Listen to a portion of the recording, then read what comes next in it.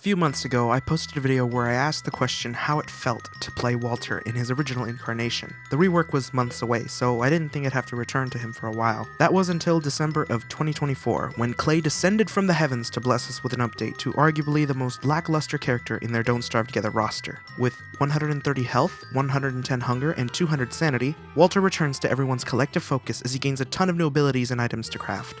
My name is LimeLichen, and today I'll be re-evaluating how it feels to play Walter.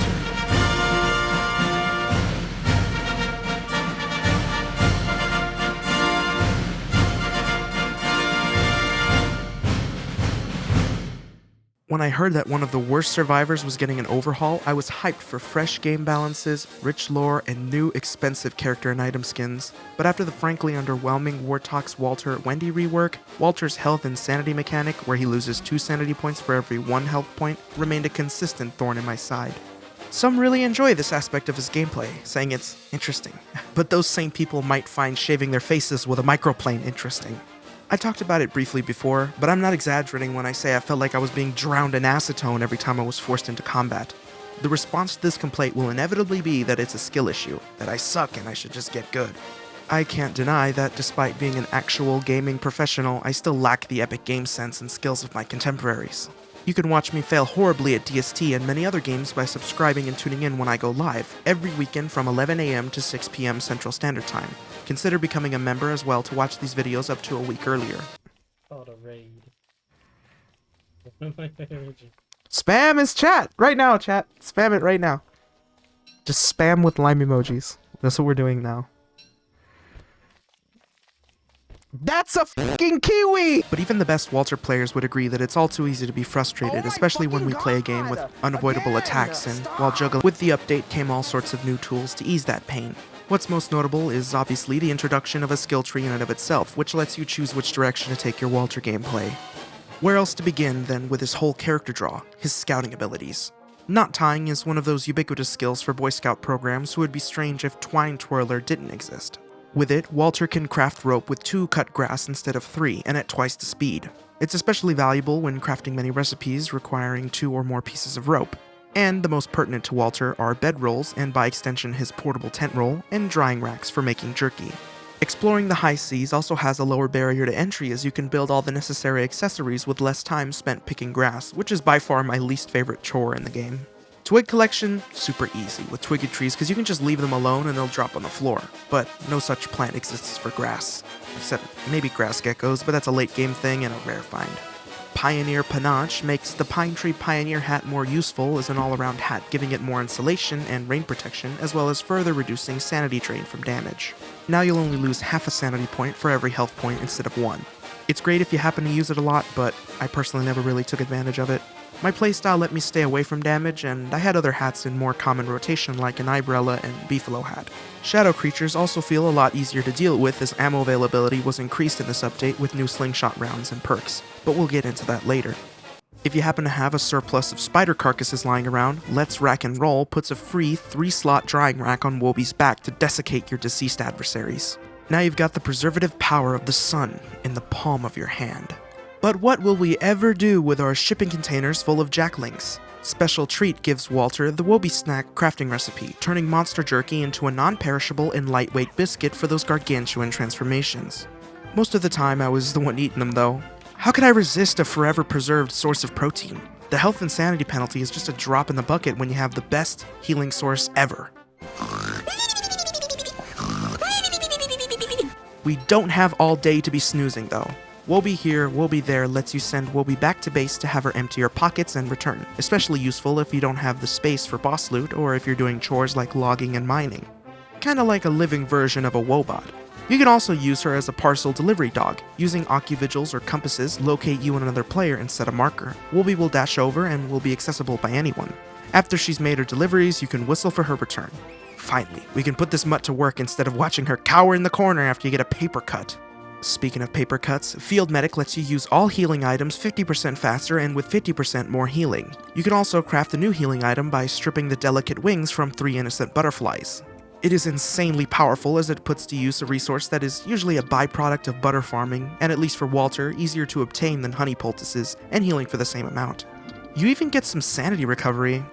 You know what else can grant some sanity recovery? Storytelling by the fire, which is augmented by our last scouting skill, Campfire Enthusiast. Have I ever told you about the Lord of Gourds? They say that during hallowed nights he roams the land searching for the perfect carved pumpkin to replace his missing head. If your pumpkin is chosen, he will reward you with riches beyond your imagination. But beware, if he doesn't find one that pleases him, he'll take your head instead! Storytelling now raises Walter's sanity by 40 per minute and can be done by a new portable campfire. We already have many forms of portable lighting in this game, but none provide the heat, comfort, or cooking ability that a fire pit does. It has better fuel efficiency and can be packed up and deployed repeatedly while maintaining its fire level. While I absolutely loved every one of these perks and wish I could take them all, some of them were more use to me than others. Taking Field Medic was a no-brainer, as the longer Walter stays injured, the more he'll inevitably get injured by nightmares, which was made worse by the fact that Clay recently fixed an exploit to avoid Terrorbeak spawns by leaving crawling horrors alive. Now you're forced to deal with them. Let's Rack and Roll was also nerfed in this most recent update, as all drying racks now have 3 slots. The utility of it being portable is not lost on me, but its use past the very early stages of the game has been gutted. If there's one thing DST players have in common, it's their unending loneliness. Woby here, Woby there would have been great had I been playing with someone to share the utility. I really hate that you must take 3 scouting perks to even get this one.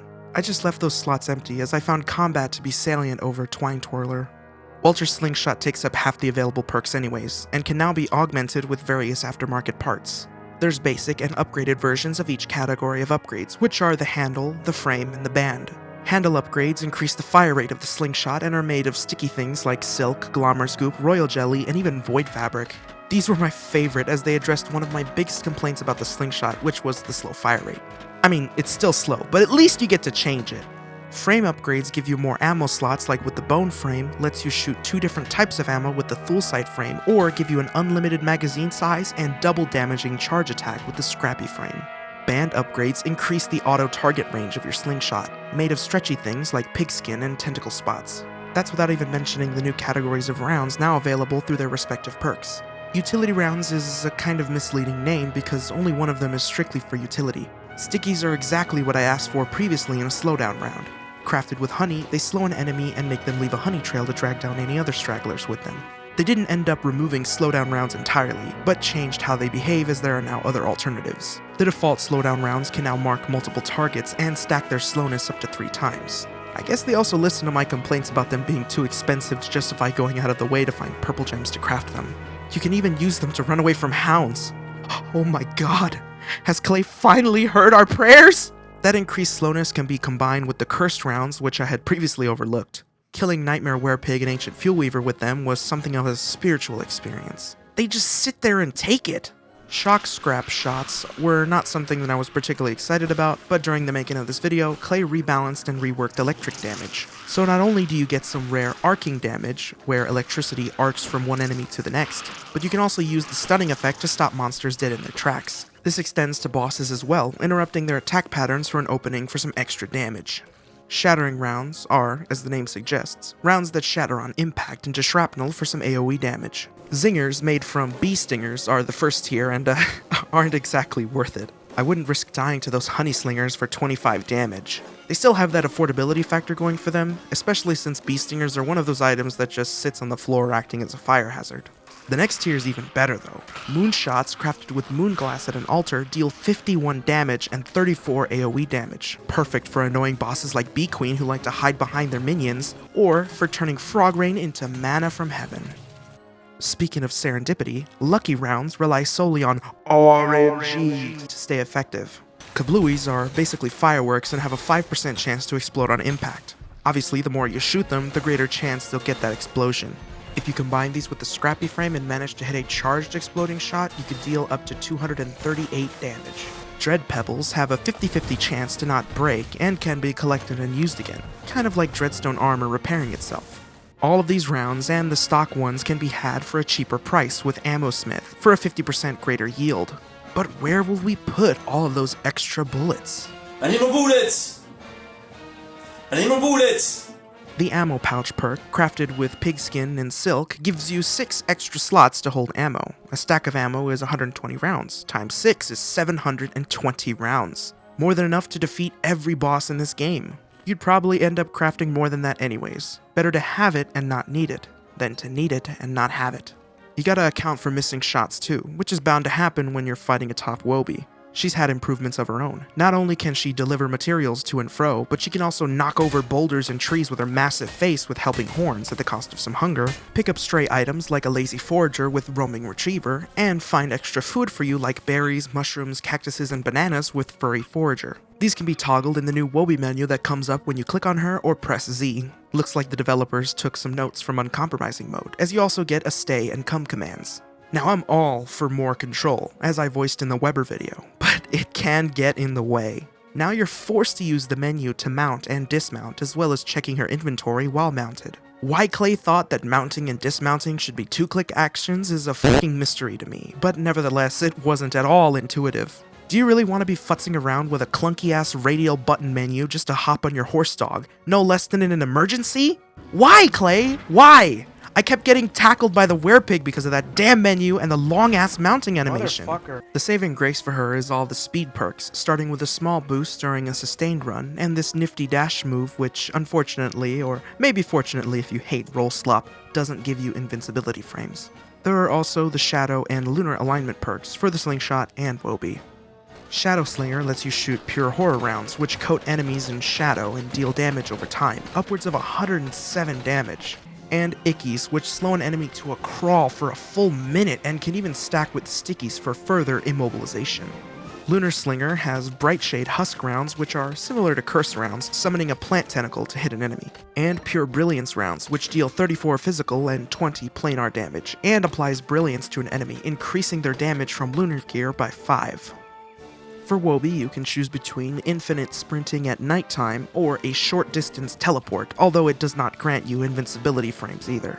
Personally, I prefer the lunar side of things for the lower hunger drain for Woby. After all, I spent the majority of my time mounted. I don't recommend it as a long-term strategy. Soon you too will grow tired of the long harvest animations and actions you're not allowed to perform. Like, why make helping horns exclusive to Big Woby if you can't mine or chop while on top of her? The worst thing about her is still the bucking. Can't even let the boss fucking sneeze without her running across the map and leaving me without speed. Shadow Pieces and Ancient Guardian felt like medieval torture. You still can't shoot while you're moving, so if you see an attack coming, you better be quick on the dashing. And another thing! Double tapping a key is so fucking awkward. You could click, but if there's shit in the way, you might end up shooting where you didn't mean to, or teleport to a bad spot. They really need to put it on a separate key, or maybe rethink the whole update, because all these menus and right-click and left-click actions are gonna give me a fucking aneurysm! That whole mounted gunman playstyle goes out the window when you have your friends by your side. Walter can still cast status effects from afar, but no longer requires faster shots or range to keep damage up. He'd take over rope crafting like Woody with boards for greater yields, tell stories by the fire to cheer up those jaded novelists, ship items across the world if you don't have a Wartox on your team, craft portable housing, and being able to craft the best healing item in the game, he can also act as a dedicated triage nurse on an ambu dog.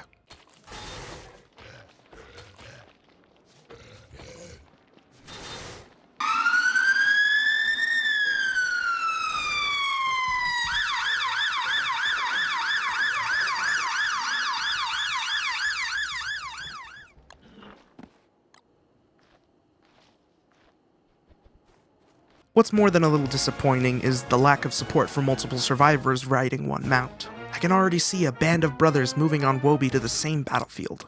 I don't think there are any synergies that serve Walter's interests directly, but as characters are constantly tweaked and rebalanced, direct synergies matter less and less. No doubt you could find something for Walter to do. If it's any consolation, he's at least stronger than he was in the damage department, and that's enough for my feeble mind. Give his rework a whirl and find out just how it feels to play Walter. Thank you so much for watching. I want to thank all my channel members, Wolfie, Desmond, Tarachnid, and Someone. If you want to be featured at the end, watch videos earlier than everyone else, and access custom chat emotes, become extra sour today. As always, the poll will be posted after this video goes live. Vote for who you want me to do next, and I'll see you there. Stay sour.